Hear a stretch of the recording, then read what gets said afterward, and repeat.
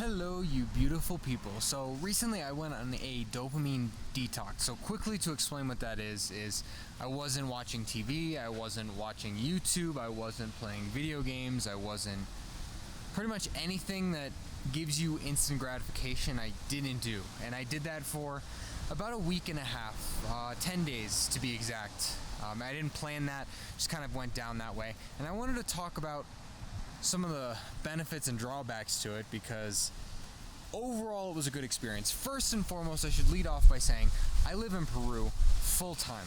So doing a dopamine detox was very, very difficult here. You would think it'd be quite the opposite.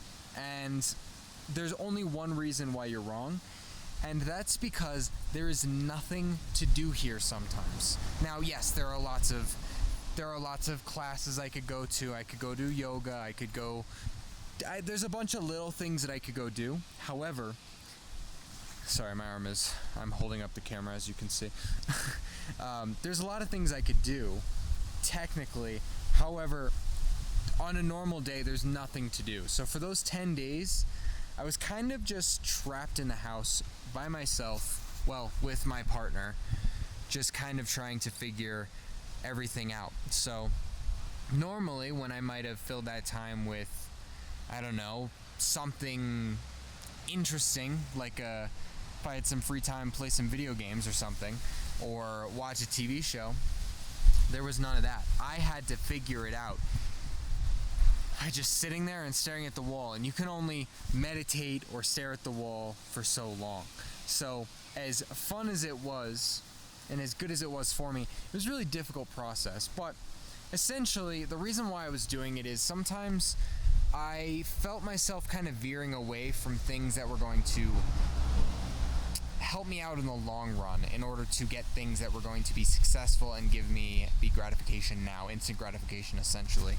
And that's something I think all of us humans go in and out of. Sometimes I'm feeling very instant gratification-y, and other times I'm feeling like I'm willing to wait for the gratification. It just depends on my mind state and a bunch of other things. So essentially I was floating towards, instead of, I don't know, working out, I was floating towards watching maybe some TikToks or some YouTube shorts or something.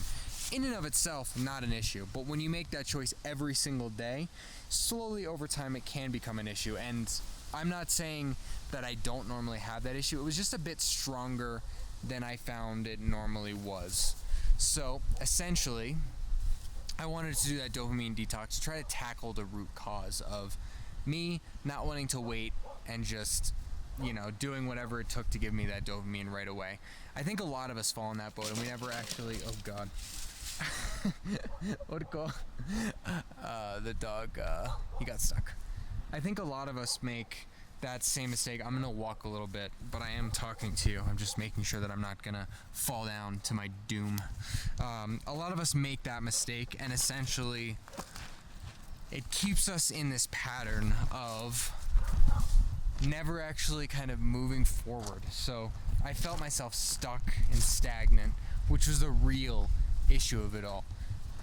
And so essentially I feel as though the dopamine detox really, really helped.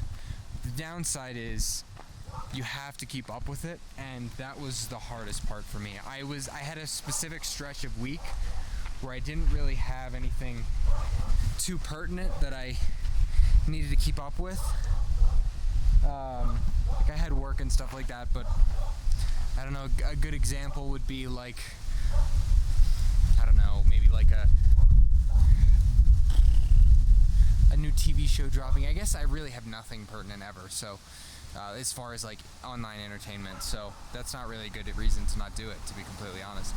I think we just get in our minds and feel like we have things to do when we in reality don't, like a gaming tournament or a new TV show dropping, or Housewives, or reality TV show dropping or whatever, or our friends really like to do this or that, and we gotta hang out with them, or we'll kind of lose touch, different stuff like that, and it's not really like that. I guess the only sole reason I'd get is if you had a bunch of friends that you were mainly in contact through social media. At that point, I guess it could get a little bit difficult, but still, I'm sure they'd understand if you told them, hey, I'm going to be MIA for about a week or so.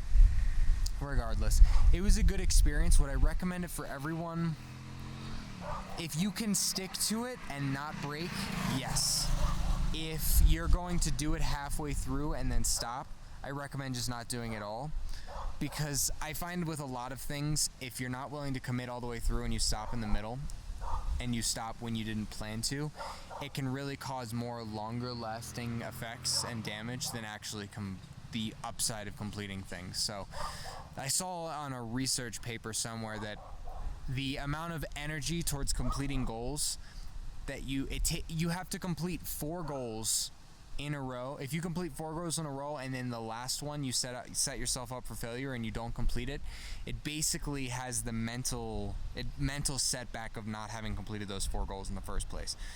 So it's essentially like you got to take on very manageable goals, and the size of the goal doesn't matter to the brain either, but you have to take on very manageable small goals that add up over time and try to protect yourself from goal loss. And not the kind of goal loss where like you did everything you could. It's the ones where you throw in the towel halfway through, or you don't give it your all and you don't meet the goal because you don't actually try. Those are the ones that are damaging.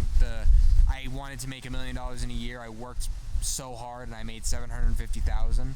That's not the one that's going to break you. It's going to be, I want to eat less junk food. I can only eat cookies on Saturdays, and then you decide to start eating cookies on Wednesdays as well.